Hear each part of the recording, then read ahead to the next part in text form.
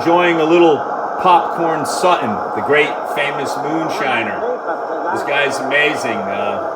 Just an amazing guy. Love listening to him. He's got a lot of wisdom. But anyway, just got back from AutoZone, and you can see that I bought the Duralast unit bearing hub assembly for a couple of reasons. Number one, it was readily available. It has a 1-year warranty, money back or replacement. So that I thought was really good. It comes with the ABS sensor, which I'm not going to use because, as you know, I just put a new one on that passenger side a couple weeks ago, and where this plug hooks up is behind the shock tower, and it's a real pain in the ass to get to. So it'd be easier for me to just undo that bolt and put the existing ABS sensor back in this unit bearing. So that's pretty encouraging. Just gonna flip it over, take a look at it right there, and I'll put a lug nut on it, just verifying I've got the correct size and everything. But everything looks great. So this was with tax, $153, I believe. Sadly, called the Jeep dealership, and they're just losing their minds now. They're charging $310, $330 for an OEM unit bearing, and I'm like, to hell with that. So we're gonna go with Duralast. Duralast has been good to me. I run their brake pads and so forth, and ultimately I got a nice 1-year warranty for this unit bearing. So I'll be installing it here pretty soon.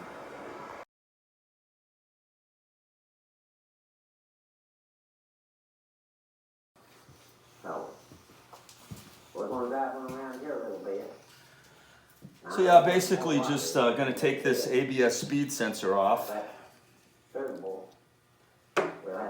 Like I said, it's just a lot easier to use the new one that I already installed. That way I don't have to take my wheel well insert off. You can see they have just a little bit of grease on the tip of the sensor. So now I believe now I have 2 spare front ABS sensors, and I'm really happy about that because I have lost them. I've had branches cut them. A lot of strange things happen on the trail. So that's pretty good. And then I'm going to take a lug nut here and just verify I've got the right size. Obviously, I got my spacer ring right here that I run. Fits beautifully on there as I expected it. No problem there. Goes right on. And I'm just going to check the lug nut. There you go. Look at that. Threading on there. Beautiful. So this appears to be a perfect fit. I'm excited about that.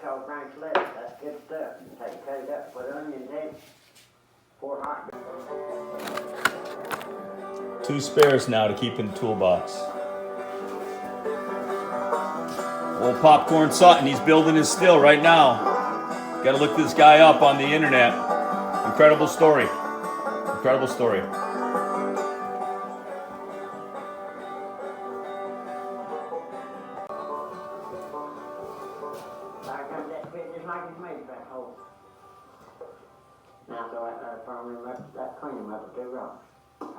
Need to put some anti-seize. I mean, my stuff, I'm usually always taking this front end apart and doing maintenance, or things are breaking and so forth. So, but one thing that helps ensure that this thing comes apart nice is anti-seize. So we'll just do a little prep work there.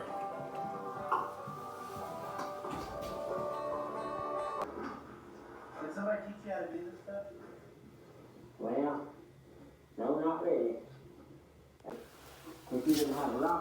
So you can see it just slides right in, just lift it up and line up the holes, piece of cake. And you can see once again that I do not run dust shields anymore, so that's why you're seeing that little shoulder there that's normally hidden by the dust shield. So we'll start the bolts, and we'll put those 3 bolts in for the unit bearing. We'll get that torqued up. And basically, I like to turn the steering wheel, so I got the driver's side tire off as well. So I got the entire front axle on jack stand, so I can turn the steering wheel to the left and the right and access the bolts that go in here, the 3 bolts that hold the unit bearing.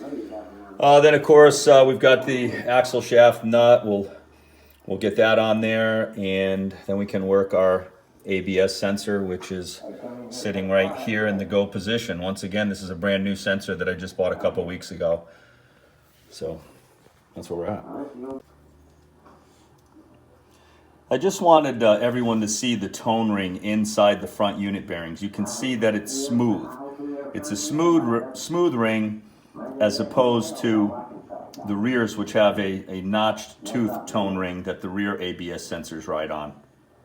Hard to see anything here that I didn't paper. I didn't steal a damn piece of nothing here. I'll bolt that up and then I'll spin it and you'll see it. I told him what the price was, and give me a $5 tip. According to what kind of product you got, what you get. Boy, it's nothing. I guess so. And I love you, you know what I'm talking about. I can't do this with new product. What you did with new product.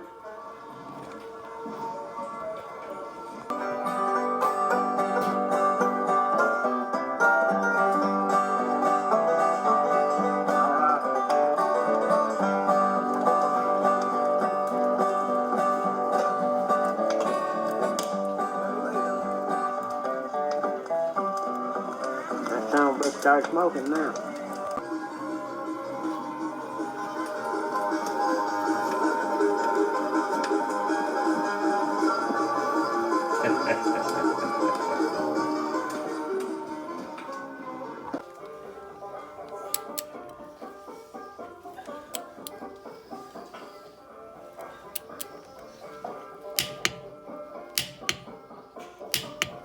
And that fork will be perfectly clean.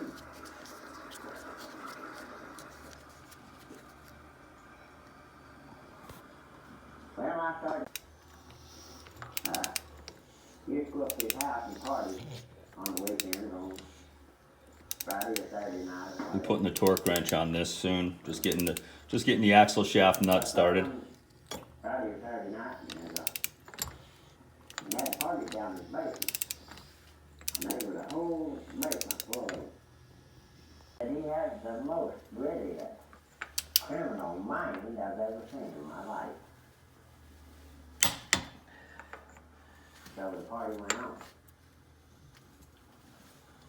But I had plenty of spirits making door. All right, you can see the ABS wires hooked up to the brake line. Goes through the C, comes around, goes inside. Torque the caliper adapter brackets. Got some anti-seize on it. Not bad. Not bad at all. We're getting there.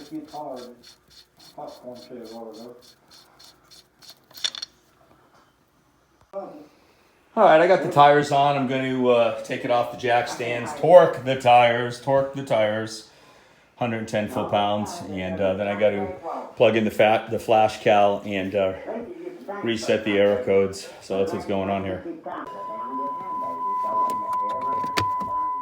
All right, just plugging in the OBD.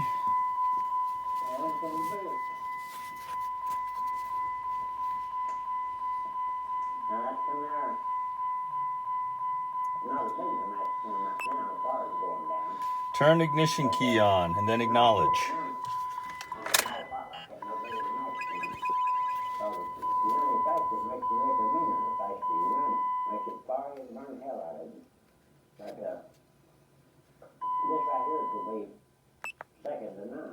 Establishing communication.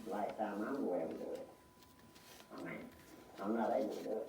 Like I told Neil this, if it hadn't been for Bill and his brother James, I couldn't have had this here. All right, once again, read. I mean, they could have had it, it'd take a whole damn month, at least. There we go. There's my alarms again, okay. Now we're gonna go to clear. Turn ignition switch on, press OK. Clearing DTCs.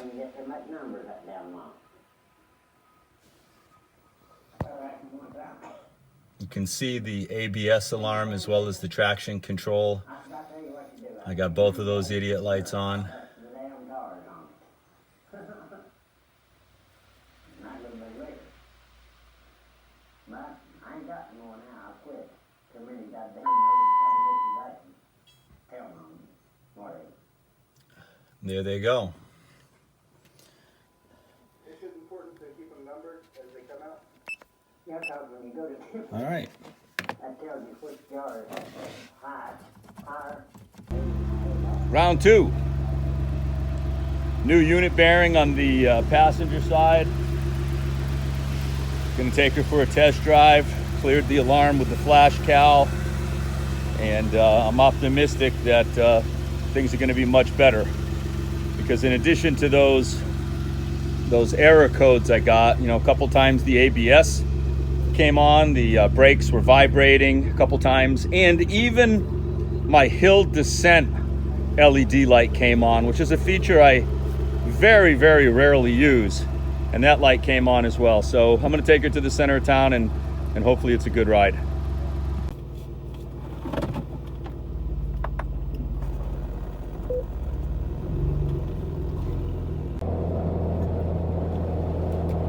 So here we go, driving down the road. It's driving pretty nice, an improvement. And this was, you know, quite a learning experience. I hadn't driven the Jeep in about 10 or 12 weeks because of the truss project. So when I got back into it, I had no rear shock, and I thought it felt flighty. So then I got the shock replaced and took it for another ride, put about 100, 150 miles on it. Popped the speed sensor ABS code. And I thought it was kind of strange, but those things go. So I bought a new one, I replaced it, put another 25, 30 miles on the Jeep without any problems.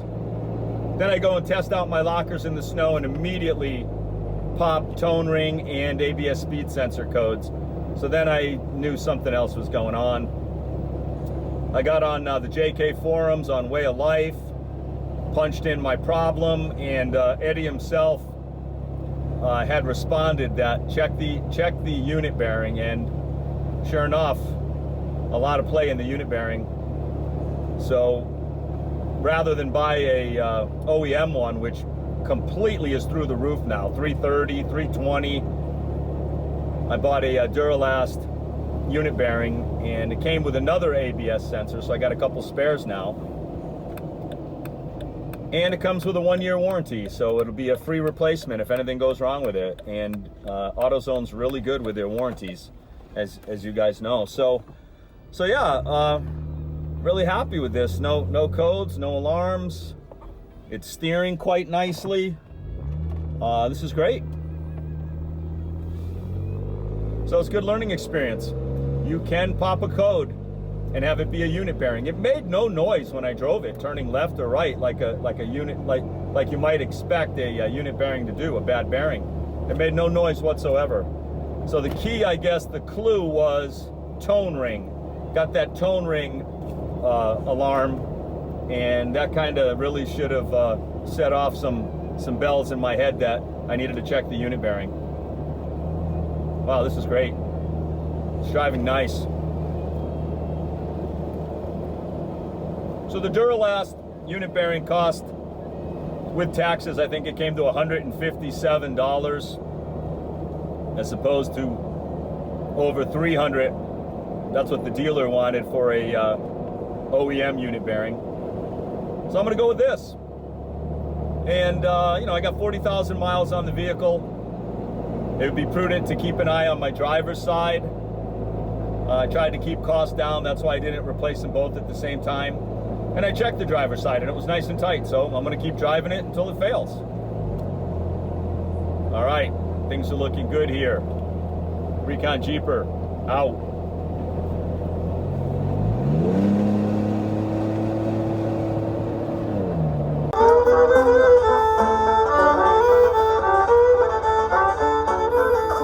Gene Moorfield. He used to be a professional wrestler in the circuit. And 23 years of it. his name was Thundercloud. Chief Thundercloud. Chief Thundercloud.